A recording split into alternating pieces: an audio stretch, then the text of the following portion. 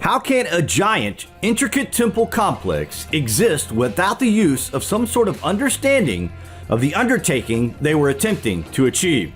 For thousands of years, the ancients of India built glorious works of majesty dedicated to various gods, but why? For what purpose? This is a complicated question, you know. The stories of Lord Brahma, Lord Shiva, and Krishna were very real to the ancient Hindus to such an extent that this particular period in Indian history is still worshipped by over 1 billion people worldwide. The gods of India were very real. The ancients in this region encountered these beings through the course of thousands of years in the very remote past and still celebrate this time through oral traditions and even the building of such places like the Brihdeshwar temple, which is a stunning celebratory work of art dedicated to the immortal life of Lord Shiva. Wait till you hear this. As far as temples in India go, this is one of the standout examples of the visionary concept of a brilliant architectural artist who was inspired enough to dedicate a large portion of his life to such an undertaking. To the viewer today, this place is mesmerizing, and each wall of art is screaming out a different story each time. Built within 7 years, the construction achieved in this time frame involved moving and placing almost 50 tons of rock every day. The main Vimana tower is soaring 216 feet high. It dominates the main quadrangle and sits above a 90-foot sided square.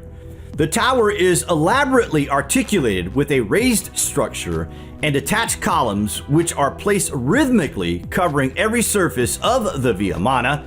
Everything about the temple is grand. The Colossus at the top of the Vimana is a single rock that weighs 80 tons and a 20-ton monolithic Nandi.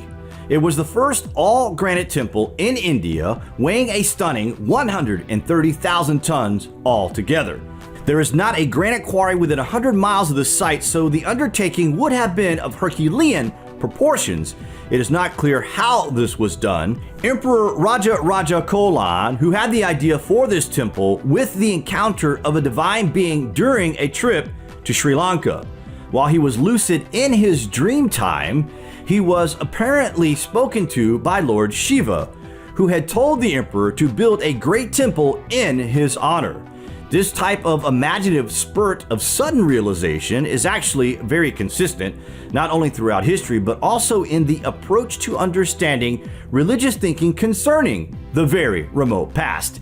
In itself, this linked Raja Cholan to the gods and further established his right to rule as emperor. There are many mysterious things about this temple that stretch the imagination to breaking point regarding the construction of this place. Just how exactly did they lift this 80-ton granite block 216 foot to the top of the Vimana? The theory may surprise you as to how this was done.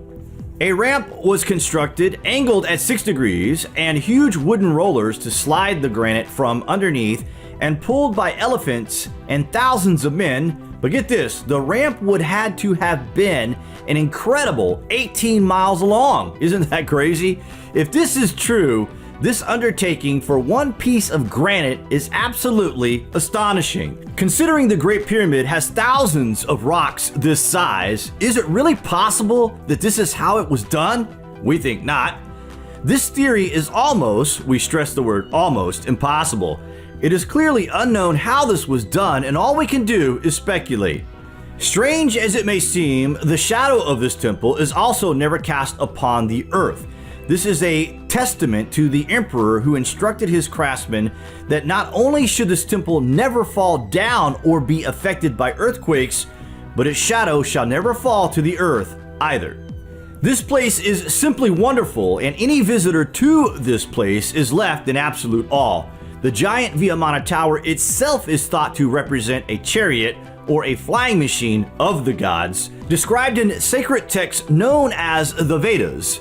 The Vimana came to the earth over 6,000 years ago.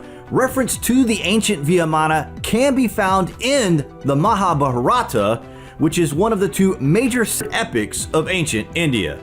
It turned 1,000 years old in September 2010.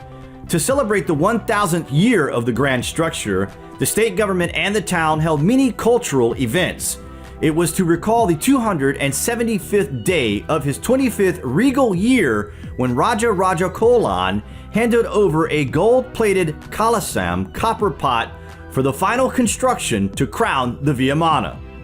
Today, the enormous structure stands proud and will continue to inspire. The secret surrounding the construction, the envisioning of the project, and the giant representation of an ancient flying machine sitting in plain sight will be the subject of much debate for centuries to come. The fact is, we don't know the answers, but in terms of lost history, well, just like we see at many places across the earth, the answers are literally staring right at us in the face. History can only be eradicated to a certain degree, but huge granite structures like this have stood the test of time to reach our view in modern times. It truly is like our ancestors are reaching through time to tell us something of major importance. Wouldn't you agree? Anyway, guys, what do you think of the big temple? Comments below, and as always, thank you for watching.